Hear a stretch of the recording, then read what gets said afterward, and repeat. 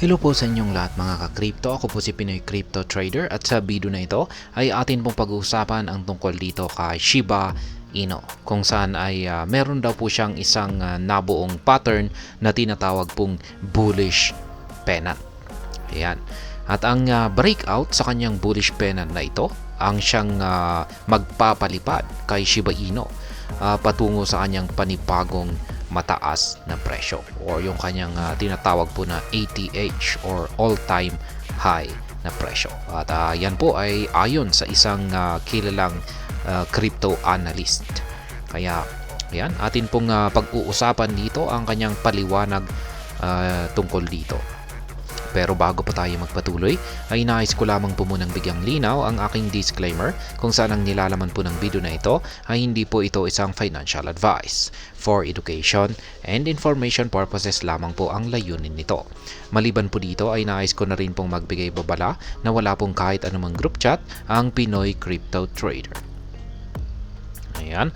Sabi rito ay multiple analysts have identified a bullish pennant on the Shiba Inu chart, outlining the potential for a profit of above 62% soon. Ayan. Hindi lamang po iisang analyst ang naglabas dito ng kanyang prediction kay Shiba Inu, kung saan ay napansin na rin po nila or nagawa na rin po nilang tukuyin ang nabuong pattern dito sa chart ni Shiba Inu na isang bullish pennant. Yan, tinatawag po itong bullish pennant dahil kung nagkaroon po ito ng bullish breakout ay makakaranas po ito ng isang matinding rally or paglago sa kanyang presyo.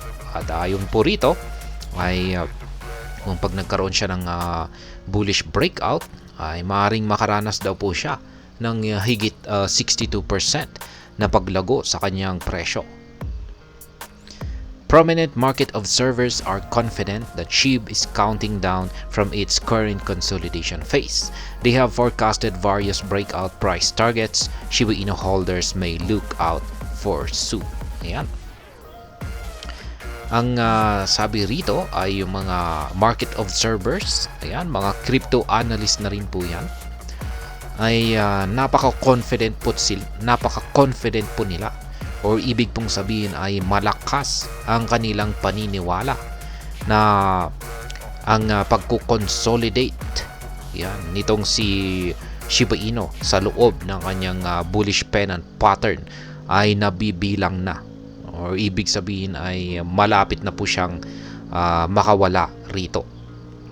Kaya yan ang mga analyst na ito ay dito po sila nagkaroon ng pagkakaiba.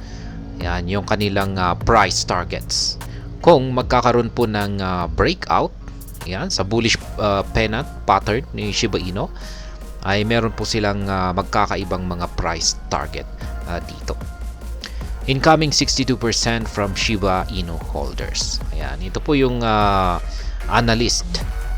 Ayan, na naglabas ng kanyang prediction dito kay Shiba Inu, kung saan ayon po sa kanya na ang bullish breakout sa bullish pennant pattern na kanyang nakita dito sa chart ni Shiba Inu ay maaaring magbigay ng 62% na gain. Famous Bitcoin analyst Clifton. Ayan, siya po yung analyst dito na tinutukoy natin. Isa po siyang Bitcoin analyst at hindi lamang po siya basta-basta na isang Bitcoin analyst. Isa po siyang sikat. Yan, sikat na analyst. At siya po ay si Clifton. Yan.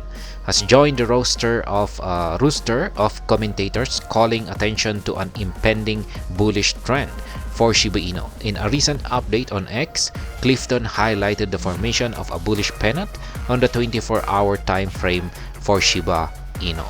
Ayan na nga.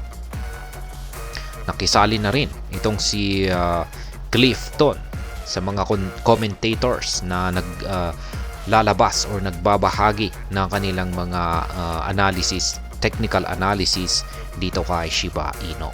At kanya pong ibinahagi sa kanyang X account ang kanyang analysis dito kay Shiba Inu. Ayan, at kung saan ay kanya pong hinighlight yan ang formation ng isang bullish pennant sa kanyang 24-hour time frame. Daily chart time frame na rin po ito.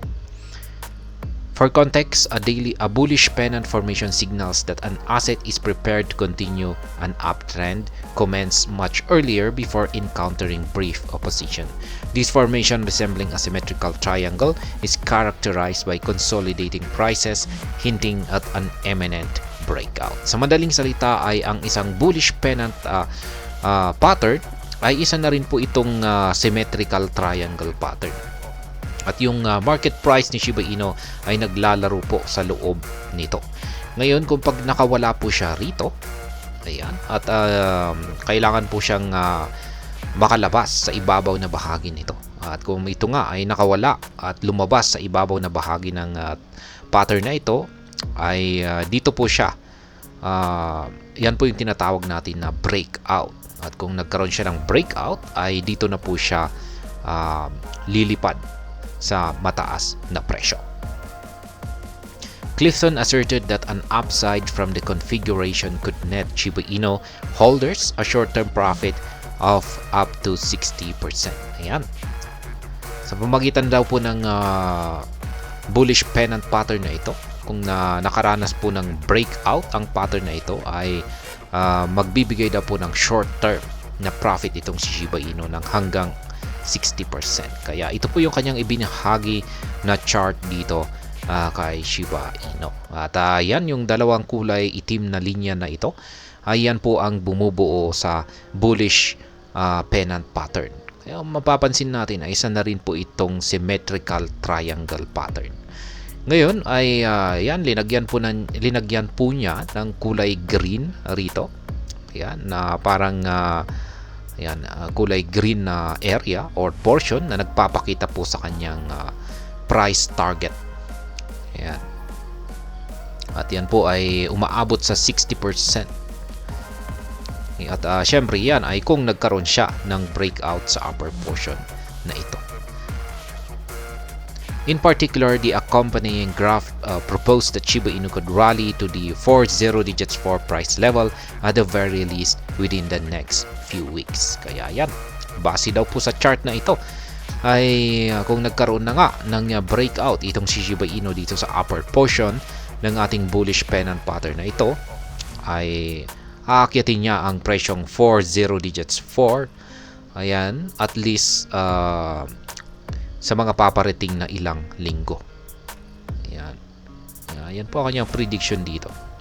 Other analysts propose higher targets. Ayan. Ito naman, pagdating naman po sa ibang mga crypto analyst dito na naglabas po ng kanilang price target dito kay Shiba Inu. Ayan. Ganun din po yung kanilang nakita na pattern dito. Yun nga lang at magkaiba iba yung kanilang price target dito. May mas mataas. Ayan, may mas mataas, may mas mababa. Ayan, itong si on the other hand, ayan, analyst David Satoshi, who similarly identified a bullish pennant on Shiba Inu's chart, proposed higher targets of above 40 digits 5 upon breakout. Yan, na-content na po natin ito sa mga nakalipas na video. Itong si Ginoong David Satoshi. Yan, ganun din, napansin na rin po niya yung bullish pennant pattern na ito sa kanyang chart. Pero ang kaibahan po niya dito kay Clifton ay yung kanyang price target ay mas mataas. Kung kay Clifton ay nasa 40 digits ang kanyang price target, ay dito naman po kay David Satoshi ay nasa 40 digits 5.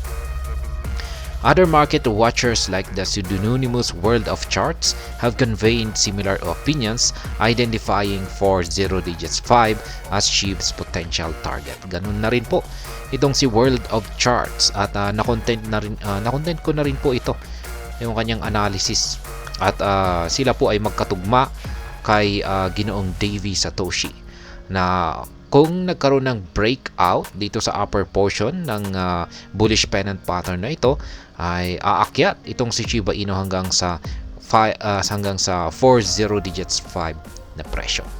Kaya yan. Meanwhile, while replying to the analysis, a Bitcoin analyst suggests that SHIB enthusiasts may anticipate the 40 digits 8 price level next. Another even argued for the potential of a 30 digits price point by next month. Ayan.